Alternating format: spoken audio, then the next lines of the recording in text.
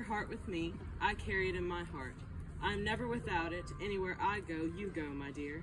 And whatever is done by only me is your doing, my darling. I fear no fate, for you are my fate, my sweet. I want no world, for beautiful you are, my world, my truth. And its you are whatever a moon has always meant, and whatever a sun will always sing is you. Here is the deepest secret nobody knows. Here is the root of the root, and the bud of the bud, and the sky of a tree called life, which grows higher than soul can hope or mind can hide. And this is the wonder that's keeping the stars apart. I carry your heart. I carry it in my heart. Thank you, Ed. The happiest and holiest of human relationships was first celebrated in the quiet gardens of Eden. God saw that it was not good for man to live alone, and so he created woman, and gave her to him to be his companion, his wife. The Lord said in Genesis 2:24, "Therefore shall a man leave his father and mother, shall cleave unto his wife, and they shall be one flesh." This first description of marriage gives us 3 words for the establishing of a home. The first is leaving. When a man and a woman establish a new home, there's a sense in which they leave their old ones. They don't leave in terms of love or communication, but they leave in terms of authority and priority. The most important human relationship for you now is the one you're establishing today, in this place and before these witnesses. The primary relationship in your life shifts to husband and wife. The second idea in Genesis 2:24 is cleaving. Therefore shall a man cleave unto his wife. The word cleave means to stick like glue, to be devoted or committed to each other. Every marriage goes through difficult and challenging times. It's easy for love to grow lukewarm, then cold. That's why you have to remember that the vows you are taking are holy, binding, and permanent. You are today deciding to stick to one another like glue, through thick and thin, through good and bad. We know not what the encircling years will bring, nor how life and labor will unfold before you. But whatever the passing seasons hold, you must always remember to keep your poise, guard your purity, find your place, and fulfill your purpose. Do everything without arguing and disputing, that you may be blameless and harmless. And that leads to a third concept in Genesis 2:24, weaving. The verse goes on to say that the man and the woman cleave to one another and become as one. They should weave their lives together. Marriage requires developing common interests, common hobbies, good communication, time together, frequent dating, and growing love. A wedding takes only moments to perform, but friendship takes a lifetime to perfect. In your marriage, walk worthy of the purpose to which you are called, with all lowliness and meekness, with patience, forbearing one another in love, endeavoring to keep the unity of the Spirit in the bond of peace. And in your marriage, put away lying, speak the truth, for we are members of one another. Be angry and sin not. Do not let the sun go down upon your wrath.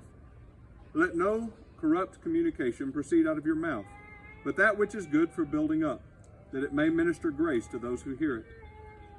In your marriage, let all bitterness and wrath and anger and yelling and evil speaking be put away from you, with all ill will. And be ye kind one to another, tender-hearted, forgiving one another. In 3 words, a marriage requires leaving, cleaving, and weaving. If you then, Dan and Amy, having freely and deliberately chosen each other as partners for life, will you please unite your right hands and repeat after me? Dan, repeat these words, please. In taking the woman, I hold by the right hand, to be my wedded wife, before these witnesses, I promise to love her,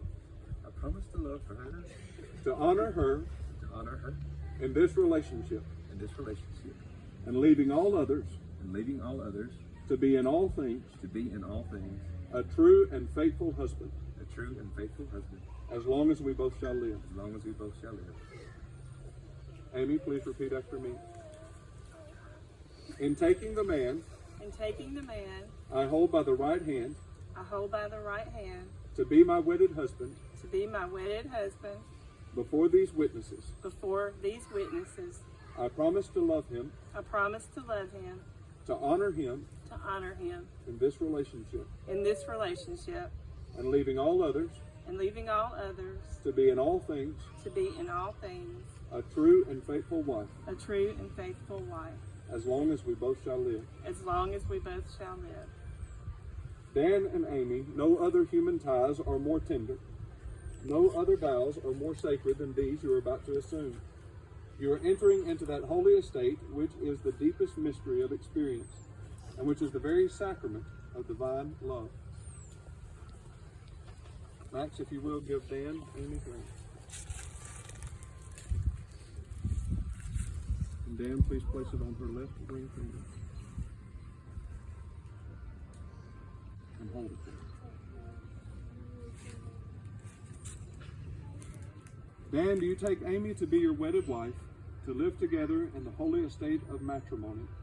Will you love her, comfort her, honor and keep her, in sickness and in health, and forsaking all others, keep yourself only for her, so long as you both shall live? I do. All right, Max, please give Dan, or Amy, Dan's ring. And Amy, if you will, place it on Dan's left finger and hold it there.